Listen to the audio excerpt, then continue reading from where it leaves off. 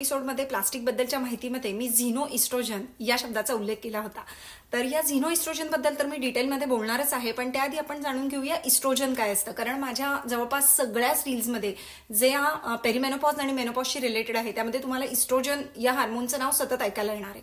तर oestrogen hormone हे स्त्रियांच्या शरीरातलं एक अतिशय महत्त्वाचं हार्मोन आहे, ज्याला पॉवर हार्मोन असं पण म्हणतात। तर इस्ट्रोजन हार्मोनचं काम काय असतं, तर ते सगळ्यात आधी स्त्रियांच्या शरीराला जो एक टिपिकल कर्व जो असतो, कर्व शेप जो असतो तो शेप त्या हार्मोन्समुळे येतो। त्यानंतर आपल्या मेंदूच्या आरोग्यासाठी, हृदयाच्या आरोग्यासाठी आणि बोन डेन्सिटीसाठी महत्त्वाचं ह्या इस्ट्रोजन हार्मोनचा रोल अतिशय महत्त्वाचा असतो। जेव्हा आपण 30-35 मध्ये असतो तोपर्यंत हे इस्ट्रोजन आपल्या शरीरामध्ये भरपूर प्रमाणामध्ये असतं आणि त्यामुळे आपलं आरोग्य आणि इतर सगळ्या गोष्टी मेंटेन राहतात। पण 30-35 नंतर जसं जसं या इस्ट्रोजन हार्मोनचं प्रमाण कमी व्हायला लागतं तसं आपण पेरिमेनोपॉजमध्ये एंटर करतो आणि पेरिमेनोपॉजमध्ये एंटर केलं की इस्ट्रोजन कमी व्हायला लागतं आणि त्यामुळे मग आपल्याला त्याचे इतर सिम्पटम्स दिसायला लागतात, जसं की हॉट फ्लॅशेस किंवा जॉईंट्समध्ये छोटे मोठे एक्स, पेन्स, आपली झोप नीट न होणं, मेमरी आपली जी आहे ती आपल्याला गोष्टी न आठवणं, मेमरीवर त्याचा परिणाम होणं, असे अनेक वेगवेगळे छोटे मोठे डिस्कम्फर्ट आपल्याला जाणवायला लागतात। तर हे जे इस्ट्रोजन आहे हे नेमकं असतं काय, तर इस्ट्रोजन हार्मोन जे आहे ते E1, E2 आणि E3 अशा 3 वेगवेगळ्या हार्मोनचा ग्रुप आहे जो आपल्या शरीरामध्ये असतात। तर त्यातलं E1 जे आहे ते इस्ट्रोन हे आपल्या शरीरातल्या फॅट सेल्समध्ये तयार होतं। जितकं जास्त शरीरामध्ये फॅट किंवा जितके आपण ओव्हरवेट असू, फॅट जास्त असेल तितकं हे E1 जास्त तयार होतं।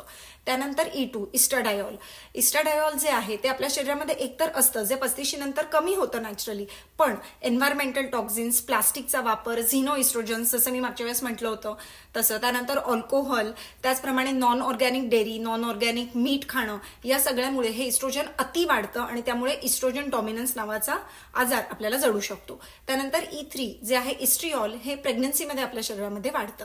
तर यामध्ये E2चं प्रमाण जर अति वाढलं तर इस्ट्रोजन डॉमिनन्स होतो। इस्ट्रोजन डॉमिनन्स म्हणजे शरीरामध्ये इस्ट्रोजनचं प्रमाण अतिरिक्त असणं आणि ते सुद्धा बॅड इस्ट्रोजनचं। आता इथे गुड आणि बॅड इस्ट्रोजन म्हणजे काय, तर चांगल्या डाएटमधनं आणि नॅचरली शरीरामध्ये जे तयार होतं ते गुड इस्ट्रोजन, आणि तेच एन्व्हायरमेंटल टॉक्झिन्स, प्लास्टिकचा वापर, अनहेल्दी फूड, नॉन ऑर्गॅनिक अन्न आणि त्याच्यातनं शरीरामध्ये जाणारे पेस्टिसाइड्स, केमिकल्स, यामुळे जे इस्ट्रोजन वाढतं दॅट इज बॅड इस्ट्रोजन। तर हे बॅड इस्ट्रोजन आपल्याला शरीरातनं एलिमिनेट करायला लागतं, कमी करायला लागतं, जेणेकरून गुड इस्ट्रोजनला काम करता येईल। तर यालाच झिनो इस्ट्रोजन असं म्हणतात, ज्याबद्दल मी एक डिटेल पोस्ट नंतर लवकरच बनवणार आहे।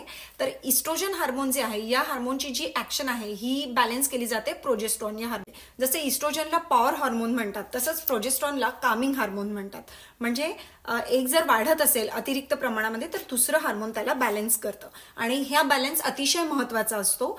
हे सुद्धा आपण पुढे इस्ट्रोजन डॉमिनन्स मध्ये बघणार आहोत। तोपर्यंत स्टे ट्यून।